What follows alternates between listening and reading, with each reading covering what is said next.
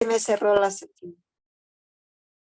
Ok, ya creo que por aquí apareció algún implicado. Sí, Bueno, La sesión se acabó ya, entonces por eso todos salimos. Buenas noches, Andrés. Buenas noches con todo. buenas noches, Rocío.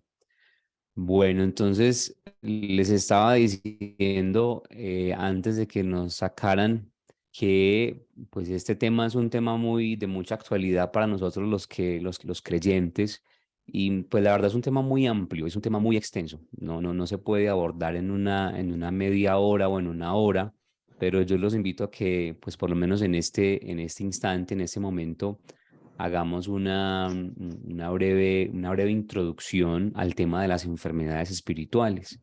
Entonces, pienso que por ahora podríamos responder una sola pregunta: ¿qué son las enfermedades espirituales y cómo se enferma el espíritu? Serían como dos preguntas que vamos a abordar en la noche de hoy.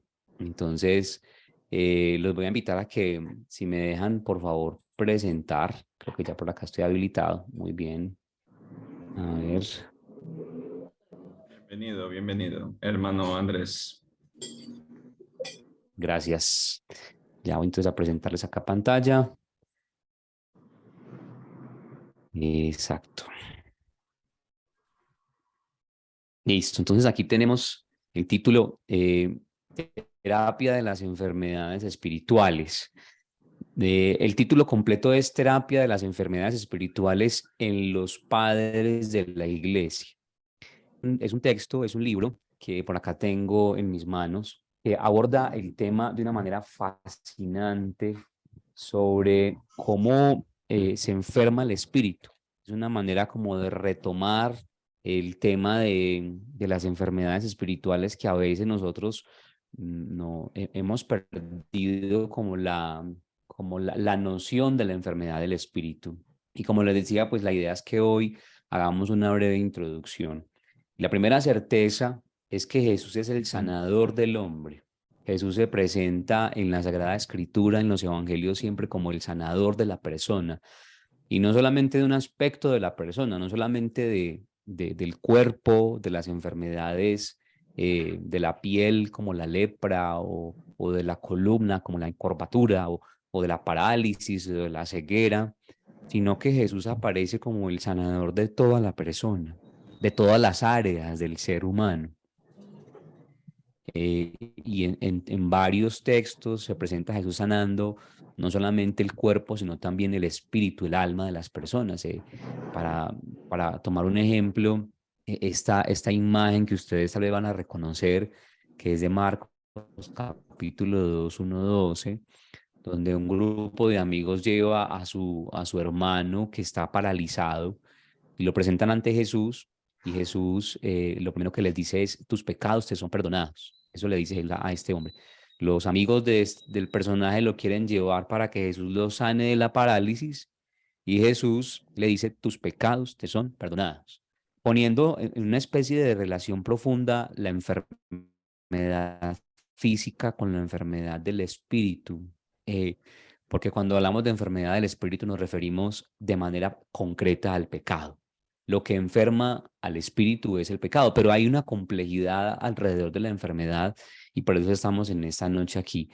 Entonces, fíjense ustedes, este texto, Marcos capítulo 2, versículo 1 a 12, nos pone en contexto sobre, sobre el tema que vamos a abordar en la noche de hoy, y es esto: que el espíritu humano se enferma y que Jesús es el sanador de la persona. Y el sanador de la persona significa que sana todo el ser, no solamente un aspecto, sino todo el ser.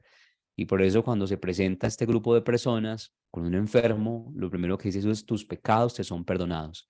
Y es muy bonito porque a través de esa proclamación, a través de esa sentencia del Señor, parece que sana primero su espíritu, sana primero su ser más profundo. Ahorita vamos a explicar a qué hacemos referencia cuando hablamos de espíritu. Sana su ser más profundo para después decirle: pues entonces levántate y anda, ¿no? Eh, y ahí hay una relación bellísima entre una enfermedad espiritual que también paraliza la vida espiritual del ser humano, es el pecado. El pecado es lo que paraliza la vida espiritual de las personas. Cuando hablamos de enfermedad espiritual nos referimos a algo que está paralizando mi relación con Dios. Ese es el pecado. Esa es la enfermedad. Algo que paraliza mi relación con Dios. Y la manera como Jesús restaura la vida, como restaura esa relación con Dios es diciéndole tus pecados son perdonados. Y de esa manera hace que el ser humano recupere su movilidad espiritual. Miren qué bonita esa expresión, recuperar la movilidad espiritual. No sé, no les he contado, pero mi interés por este tema nace desde el acompañamiento espiritual. Desde hace muchos años, pues yo me dedico a evangelizar. Soy evangelizador desde que tengo 20 años. Entonces, hace varios años me dedico a evangelizar y las personas por lo regular lo buscan a uno, a pesar de que yo estoy pues relativamente joven. Muchas personas vienen a buscar acompañamiento, a ser escuchadas, algún consejo. Justamente en ese contexto del acompañamiento espiritual es que nace mi inquietud por el tema de la enfermedad espiritual, porque me doy cuenta que una de las cosas que sucede con los que necesitan ayuda es que ni siquiera saben de qué están enfermos, ni siquiera conocen su propia enfermedad. Pero es importante hablar de la enfermedad del espíritu, ¿no? Y que Jesús quiere sanar al ser humano en toda su integridad. Algunos presupuestos que podríamos llamar presupuestos teológicos de la sanación espiritual, ¿sí? Eso ya vamos a entrar entonces en materia. Habrán aspectos que son primordiales, ¿cierto? Que son importantísimos de la exposición de hoy. Usted quédese con ellos. Si algo no entiende, no le importe, sigamos adelante, porque la idea es que se quede algo también para la vida, ¿no? Entonces, algunos presupuestos teológicos de la sanación espiritual. Primero, la sanidad primordial. ¿Qué significa eso? Que Dios crea al hombre pensando que la vida del hombre sea un paraíso. Dios cuando crea al ser humano lo crea pensando en un ser pleno que vive en el paraíso.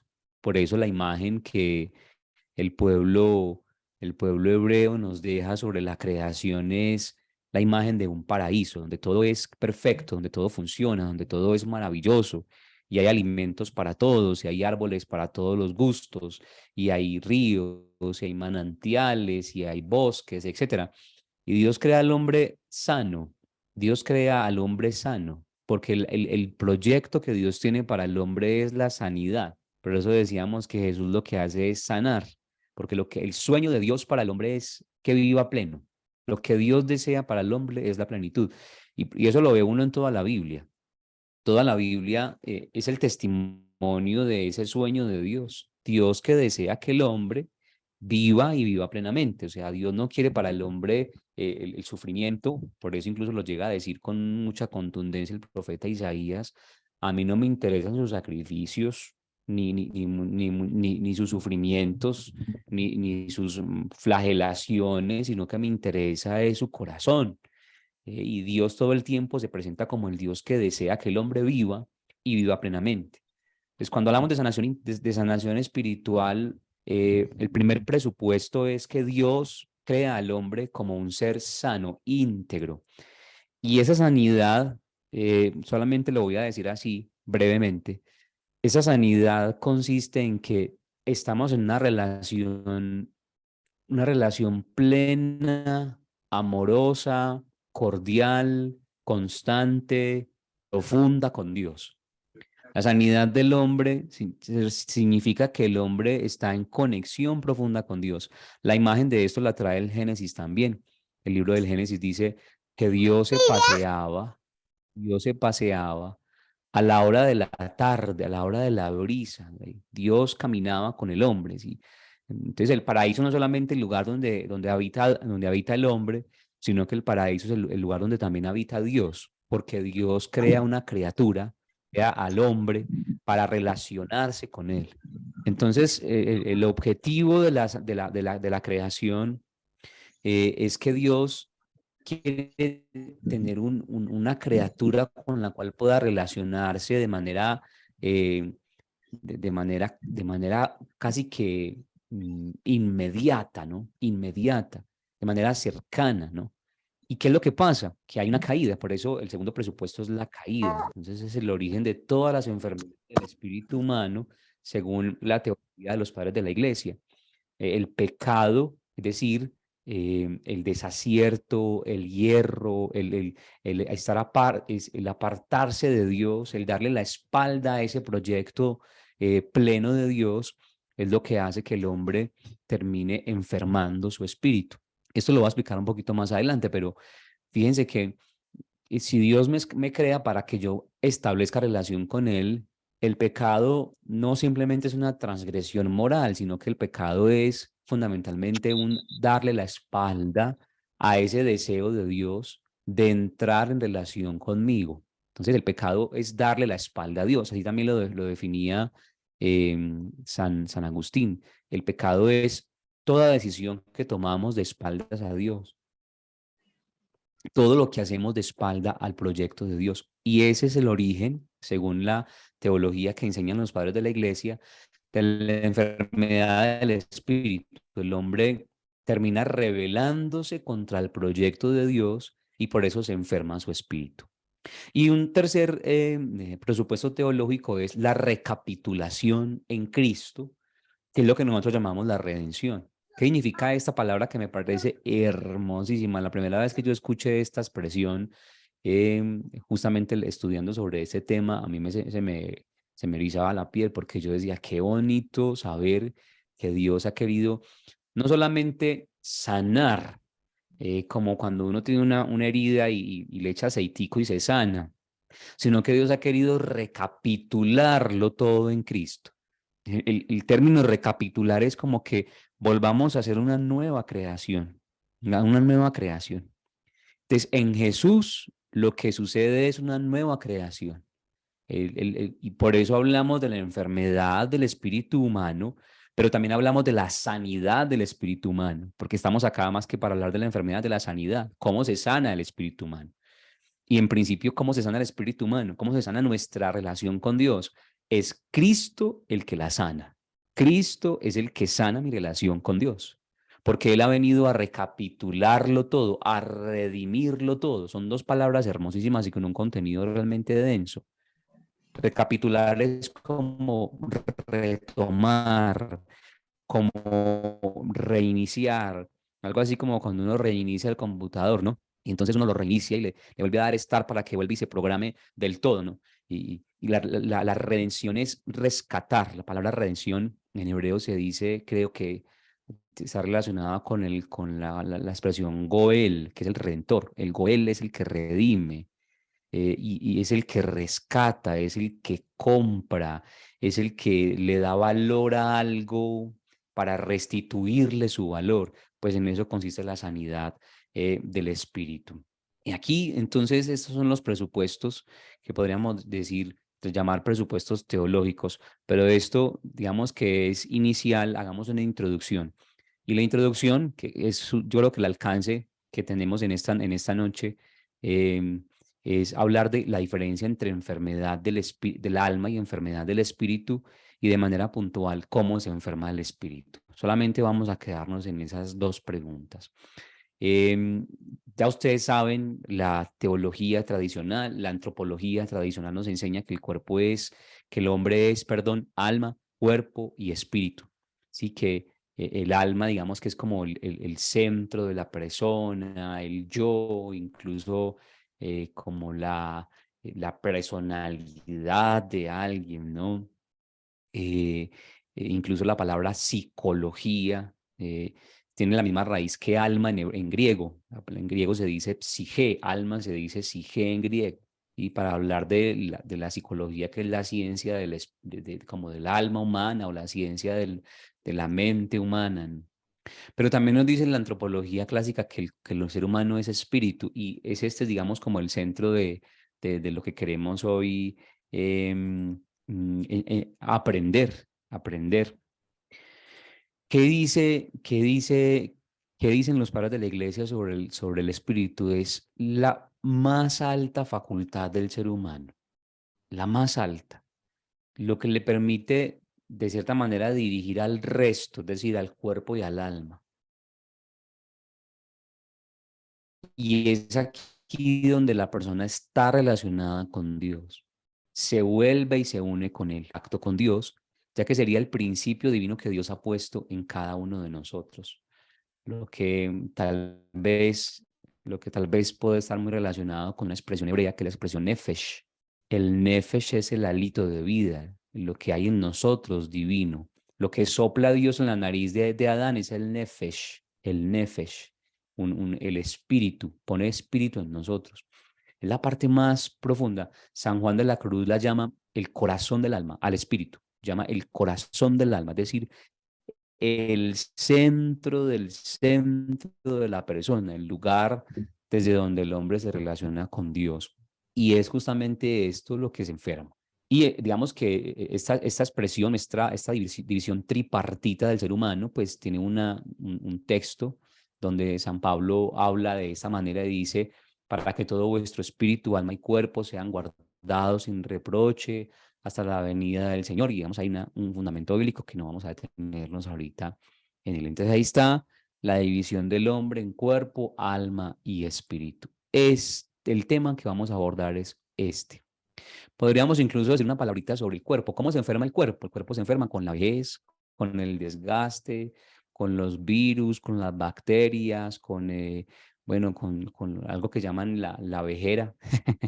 La vejera, uno se va envejeciendo y se enferma, o por ahí decimos se fue la juventud, ¿cierto? El cuerpo se enferma con la secuela. ¿Cómo se enferma el alma? El alma se enferma con los traumas, con las heridas del pasado, porque el alma también es el lugar de las emociones, ¿no?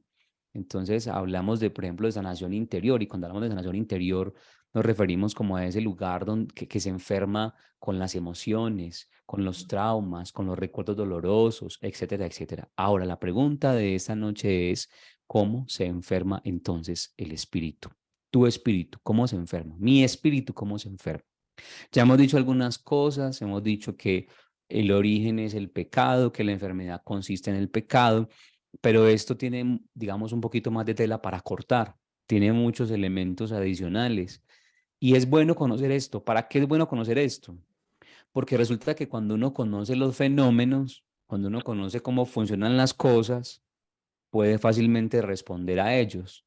Y es muy importante uno conocer la dinámica, por ejemplo, del pecado. Nosotros no conocemos cómo funciona el pecado, no lo conocemos. Hay que decirlo con sinceridad, uno no sabe cómo opera el pecado, porque tiene unas formas de operar.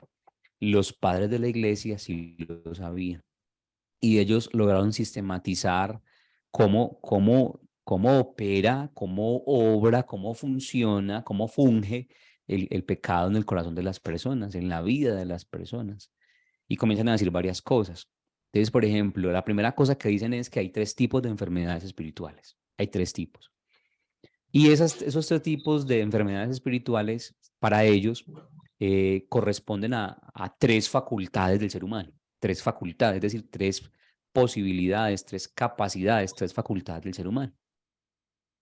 ¿Cuáles son esas 3 facultades? El conocimiento, el deseo y la acción. Entonces, todo comienza, toda enfermedad espiritual se enraiza, está enraizada profundamente en estos 3 aspectos, en que el conocimiento está desequilibrado, el deseo está desequilibrado y la manera de proceder está desequilibrada. Vamos a descubrir cada uno de esos aspectos y la metodología es la siguiente. Entonces, vamos a ver cómo se enferma el conocimiento, una descripción de esa enfermedad y ahí vamos a estar entonces hablando un poco sobre esto. Entonces, enfermedad del conocimiento. Atención a esto, ¿cómo se originan? ¿Cómo se originan? Y esto es una cosa realmente interesantísima. Les pido que pongan mucha atención, por favor. ¿Cómo se origina la enfermedad del conocimiento? ¿Cómo? Se origina en la ignorancia u olvido de Dios.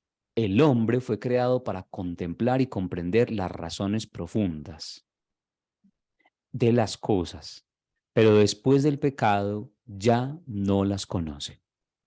Entonces, cada una de las facultades que veíamos aquí atrás, el conocimiento, el deseo y la acción, son facultades que Dios ha puesto en el corazón del hombre, en el hombre, que Dios ha puesto en el hombre. Dios puso la capacidad de conocer, la facultad de desear y el poder de acción en cada hombre. ¿Cuál es el problema? Que estas facultades nosotros las desubicamos. Y entonces el primer elemento de la enfermedad del conocimiento es que nos olvidamos de Dios. El hombre, usted y yo fuimos creados para contemplar a Dios, es decir, en el origen de la creación, lo que Dios deseó con el ser humano es que pudiéramos contemplarlo. Por eso les decía hace un momento, la imagen del Génesis que nos dice que Dios se paseaba, que Dios caminaba con el hombre, que Dios a la tarde de la brisa se paseaba por el jardín y es porque Dios quería que lo conociéramos. Pero ¿qué pasa? Que el hombre, en lugar de conocer a Dios, se olvida de Dios. Y al olvidarnos de Dios, hay un encadenamiento a las sensaciones y a las pasiones. Atención a esto. El conocimiento, la facultad de conocer, igual que la facultad de desear, nos fue dada para aplicarla sobre algo. Entonces el hombre se olvida de Dios. Entonces uno pierde conciencia de las cosas de Dios. Miren, esto es muy sencillo saberlo, es muy sencillo probarlo. Cuando usted y yo andamos en pecado, uno se va olvidando de quién es Dios, se va olvidando de quién es Dios, de cómo ama a Dios, de cómo acoge a Dios. El pecado comienza con un desconocer a Dios. No sé quién eres, no sé quién eres. Incluso uno podría mencionar el texto de Jeremías, cuando Jeremías, bueno, no es ese que está ahí, pero hay otro texto de Jeremías donde Jeremías está llorando como siempre, como cosa rara. Jeremías lo llaman el profeta chillón, porque chillaba todo el tiempo y se quejaba con Dios porque le tocó un ejercicio profético realmente muy pesado. Y entonces él está quejándose y dice, es que te has vuelto para mí aguas caudalosas, aguas no verdaderas, aguas falsas, un espejismo te volviste para mí. Y esa cita que está aquí de Jeremías es muy diciente porque dice, Jeremías en una de sus profecías, dice, ustedes me han abandonado a mí, que soy fuente de agua pura, que soy fuente de agua viva, y se han cavado pozos agrietados, cisternas agrietadas, que el agua no retiene. Entonces, en el conocer, miren, esto es impresionante porque usted dirá, ¿y esto qué tiene que ver conmigo? Tiene que ver mucho, porque uno no está cerca de Dios y uno se deja arrastrar por el pecado porque no conoce a Dios, porque ignoramos quién es Dios. No conocemos el amor de Dios, la misericordia de Dios. Estamos lejos de conocer la misericordia de Dios. Porque la misericordia de Dios es el ancla, es incluso el gancho que nos atrapa para que seamos hombres y mujeres en su gracia, para que busquemos estar en Él, para que abandonemos el pecado. Cuando conocemos esa misericordia, cuando alguien se encuentra de frente con la misericordia de Dios, inmediatamente abandona el pecado, porque se ilumina su conocimiento. Entonces, las enfermedades del conocimiento, que ya vamos a ver cuáles son, devienen justamente porque se olvida a Dios. Entonces, como se olvida a Dios, la facultad de conocer queda encadenada a las sensaciones y a las pasiones. Entonces, ¿usted qué es lo que quiere conocer? Usted quiere conocer cuál es el desenlace de la novela mexicana. Usted quiere conocer en qué acaba la película de Netflix. Usted quiere conocer qué estará haciendo el vecino. Usted quiere conocer qué estará pensando mi marido. Usted quiere conocer, o sea, se encadena el conocimiento. O sea, todo su conocimiento debería estar dedicado a conocer a Dios. O sea, usted debería ser un experto en Dios, experto en la divinidad. Usted debería ser un experto en teología, en Biblia. Pero no, su conocimiento está encadenado, que usted tiene que saber es el chisme de Shakira, el último chisme de Shakira y Piqué, a ver qué fue lo que pasó, la última canción que sacaron. Usted tiene que saber qué es lo que está pasando en el mundo de la política, qué fue lo último que dijo el presidente del Ecuador, qué tal. O sea, usted tiene que estar, se encadena se encadena el conocimiento a la sensación y a la pasión que me produce el conocimiento de ese conocimiento. O sea, yo quiero conocer cosas que me sacudan, de hecho, los evangelizadores tenemos muy poquitos seguidores en las redes. Los evangelizadores somos un fracaso en las redes, somos un fracaso. ¿Por qué? Porque a la gente le encanta el TikTok donde sale una señora bailando o un muchachito bailando medio desnudo o qué sé yo, un gatico que se está agarrando. O sea, esa es la enfermedad del conocimiento. Y los evangelizadores tenemos 200 seguidores en Instagram y en YouTube, 200 y cualquiera. Y eso que ni ven los videos de uno, porque no les interesa, no les interesa. Solo les interesa es ver el chisme de último, el video, el reel llamativo. Esa es la enfermedad del conocimiento. Y por ahí comienza el pecado. Por ahí comienza el pecado. Yo les voy a decir cómo se manifiesta la enfermedad del conocimiento. Entonces, la inteligencia se limita solo a las cosas que se alimentan solo de ellas. Entonces, ¿cómo así? Que la inteligencia está toda abocada a conocer este mundo material y hay, digamos, como una distorsión. Dios puso en mí la facultad de conocer para que yo lo conozca a Él y yo me pongo a conocer otras cosas. Entonces, ahí comienza justamente. Y entonces uno podría hacer una pregunta. ¿Usted a qué le dedica su facultad de conocer? ¿A usted qué le interesa? ¿A usted qué le llama la atención conocer? ¿A usted qué quiere conocer? Cuando se mete a internet, cuando está leyendo en internet, ¿usted qué es lo que busca? ¿Qué busca? ¿Sí? Eso es interesante, porque ahí eso nos daría un diagnóstico de hacia dónde se dirige nuestra enfermedad espiritual, porque la enfermedad espiritual comienza con una enfermedad del conocimiento, con una distorsión de mi facultad de conocer. Por eso dice, creo que es el profeta Joel, mi pueblo se pierde por ignorancia, por falta de conocimiento. Mi pueblo se pierde por ignorancia. Una de las cosas que más me llenan, más me gratifican como evangelizador y sobre todo como profe, ¿cierto? Como profe de Sagrada Escritura. Es cuando estoy enseñando estas cosas y la gente es con los ojitos así brillanticos, así como gaticos, como el gatico de Shrek. Y uno les está hablando de la palabra de Dios y les está dando una lección divina y son así con los ojos enamorados porque están como descubriendo un tesoro. Y yo digo, ¿qué es eso tan bonito? Porque ahí su conocimiento se está encauzando hacia lo que Dios lo creó para conocer la verdad, la belleza, la bondad. Entonces, una descripción breve de la enfermedad del conocimiento es el reemplazo del conocimiento auténtico de la realidad que proporciona el espíritu por una multitud de conocimientos en función de la multiplicidad de apariencias que les ofrecen las cosas. Esa es una expresión de los padres de la iglesia. Lo que les acabo de decir, el conocimiento se pierde en banalidades. ¿Sí? El hombre busca dar unidad a estos a través de lo que llama objetividad y verdad. Entonces uno trata de justificar que su conocimiento es importante. Entonces a veces uno se enreda en mil cosas.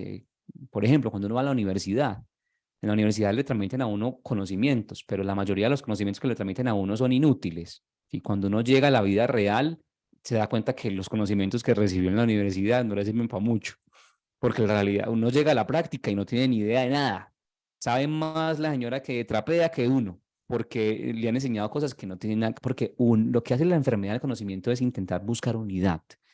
Entonces, por más que usted diga, no, es que esto es bueno, o sea, es que yo estoy viendo una novela que no, hasta me deja un mensaje, ¿sí? Porque el conocimiento siempre va a buscar dar esa unidad a aquello que conoce, ¿no? Sintomatología, vuelvo y lo expreso, creo que ya lo había dicho. Entonces, cautividad de los pensamientos. ¿Qué pasa con la cautividad? ¿Qué significa esto? Que el pensamiento queda cautivo a la cosa. Entonces, como la cosa en sí, es decir, la película en sí, la serie en sí, no da lo que no llena, entonces lo que quedan son las ideologías y las formas de pensar erráticas. Toda película, toda novela, toda serie, todo reel, todo libro, todo documento, todo documental, todo tiene una idea, una ideología, todo. Entonces, el pensamiento queda atrapado en la ideología. La forma más enfermiza del conocimiento del ser humano es que se convierte su manera se pervierte su manera de pensar. Entonces, lo que fue creado para la gracia se utiliza para la destrucción, para el mal pensar, para el mal obrar. Y esto está fundamentado por una ideología, verbigracia. Ejemplo, el nazismo. El nazismo tenía una ideología maravillosa. O sea, si usted hubiera estado sentado escuchando a Hitler, usted se hace nazi. Porque la ideología que transmitía ese tipo era impresionante. ¿Y por qué? Porque el pensamiento está cautivo.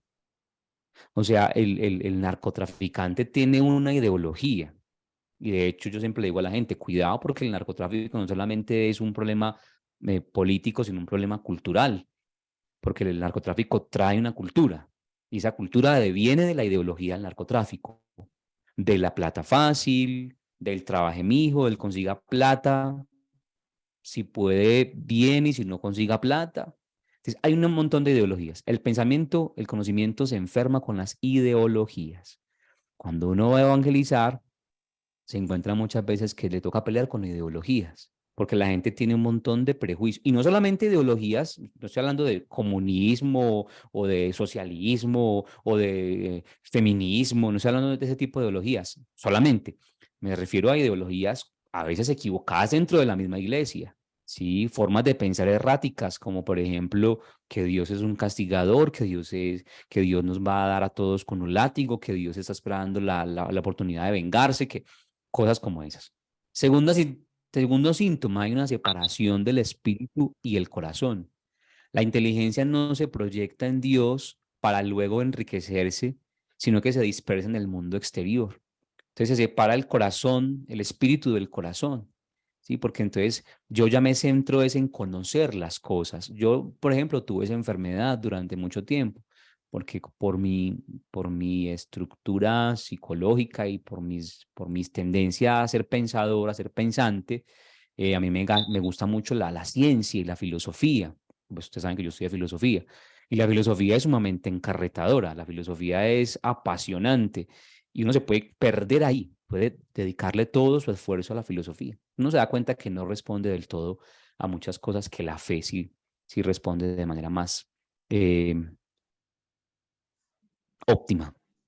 Y tercer síntoma, hay una distracción y dispersión de la inteligencia, la esquizofrenia y división de juicio del hombre, la confusión. Entonces yo a veces digo que nosotros los católicos somos esquizofrénicos, porque por una parte está nuestra manera de comportarnos y por otra parte lo que supuestamente creemos.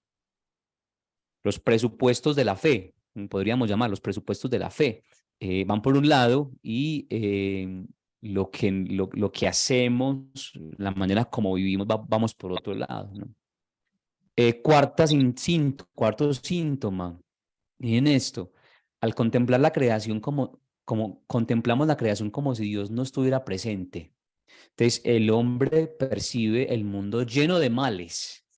Mi facultad de conocer se pervierte y entonces yo veo que en el mundo no está Dios. O sea, me olvido de Dios, es el olvido de Dios, recuerden.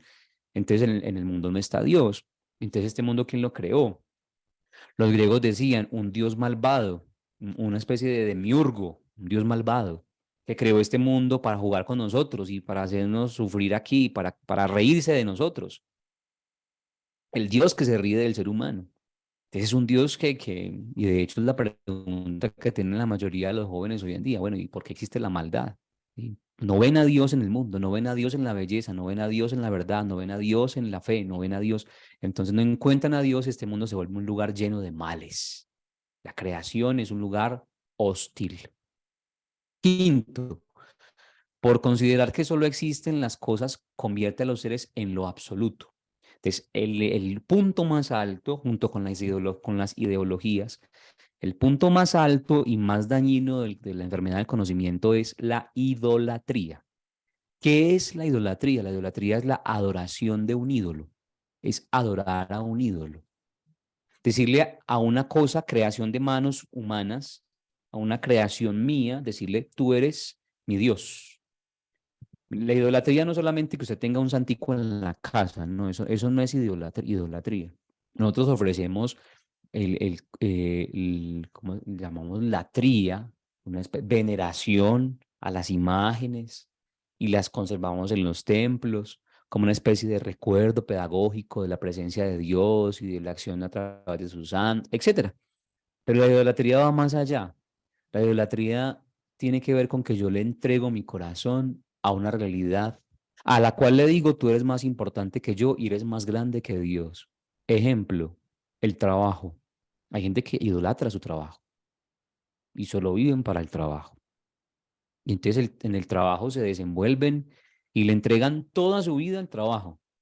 Y todo lo que hacen y todo lo que son es trabajo. Y sus hijos olvidados por el trabajo.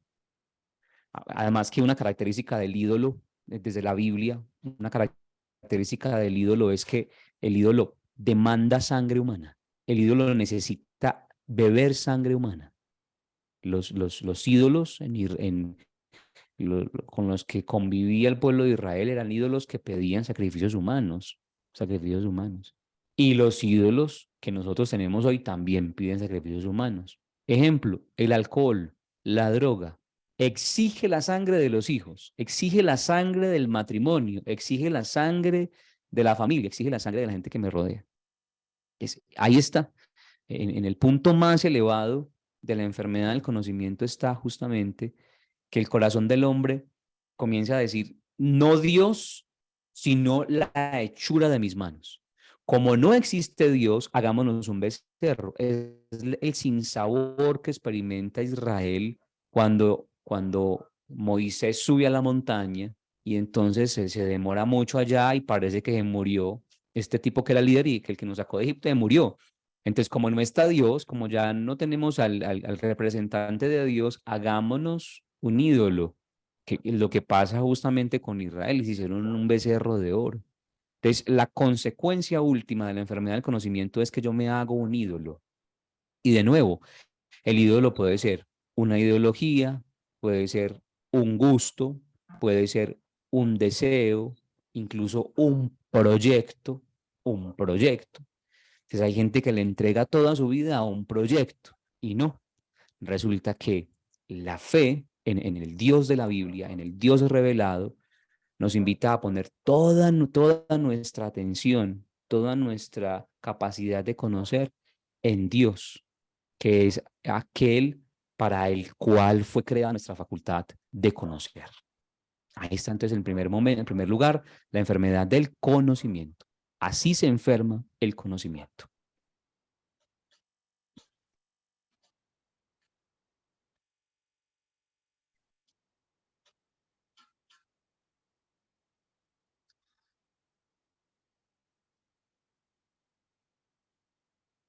Dice que faltan 30 segunditos, entonces voy a esperar a que se acabe el tiempo. Volvemos a entrar para que sigamos con cómo se enferma la facultad del deseo en nosotros. Entonces esperamos